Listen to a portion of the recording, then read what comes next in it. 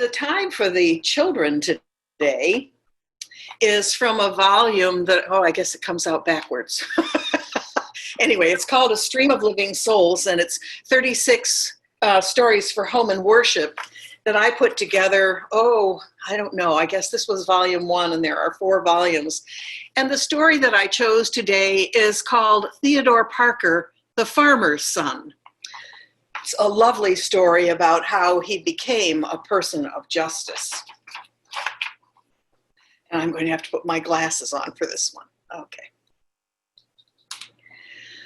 The Parkers have lived in Lexington for over 100 years, Theodore Parker's father said. Your grandfather, my father, Farmer John Parker, stood on the green in Lexington, Massachusetts, and when the British came marching into town, our militia met the British soldiers on our town green.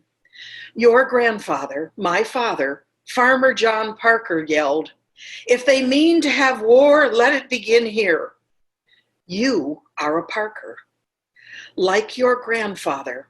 But your grandfather never went to school. I never went to school. We are farmers. We know the earth and its ways. We are proud to be farmers and to be Americans.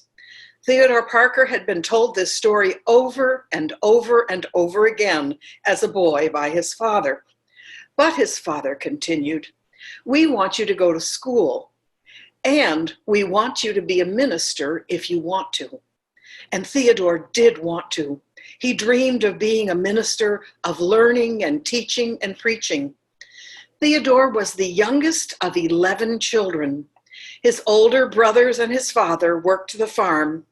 Theodore helped them to plant and harvest the crops. Often his brothers would say, "Theodore, go and play. Take a day off." Theodore lived on a farm. The nearest neighbors were 3 miles away. He could not go across the street or around the corner to find a friend. Instead, Theodore played outdoors under the wide open skies. He loved to watch the earth. He loved to watch birds build their nests. He spent days watching the beavers in a pond nearby build a dam. He watched the flowers grow, the milkweed grow, and the earth change with its seasons. And Theodore dreamed of being a minister. He walked 2 miles a day to school and 2 miles a day home. One day, when he got about halfway home, about a mile from his house, he saw a man with a horse hitched to a wagon. The horse looked old and so very tired. Its head hung low. It hardly moved. As Theodore walked by, the horse stopped. The driver jumped down. He took a whip and he started hitting the horse on the head, the back, the flanks, and the legs. The horse stumbled. Theodore wanted to yell. He wanted to say, "Stop it, stop it." But he thought to himself, "I'm only a boy. He'll never listen to me." So he did the only thing he could think of. He ran home. "Father, Father," he said, "come quickly." And together they ran down to the road.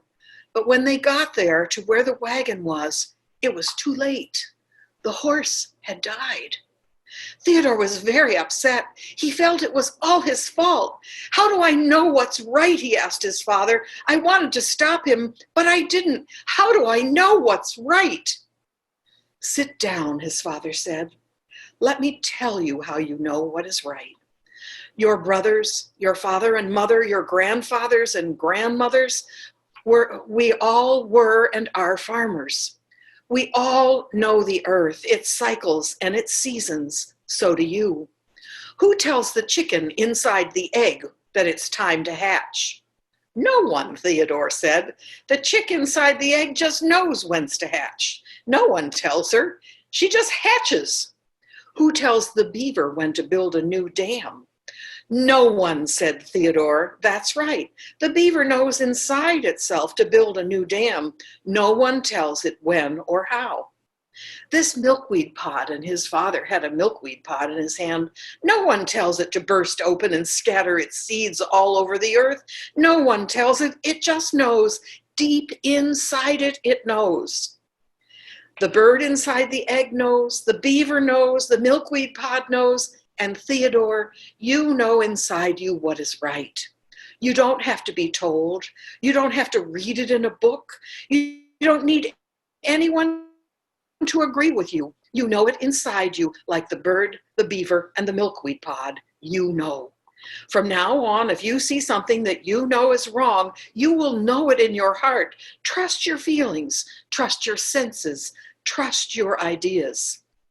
Theodore Parker grew up to be a Unitarian minister and a man of deep justice. He was against slavery and he was for women's rights.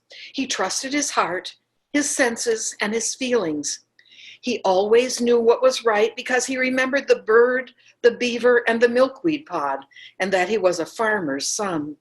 He knew what was right because he trusted his heart. I want to show you his picture again. Theodore Parker was one of the most famous Unitarian ministers of his time, and he was a farmer's son.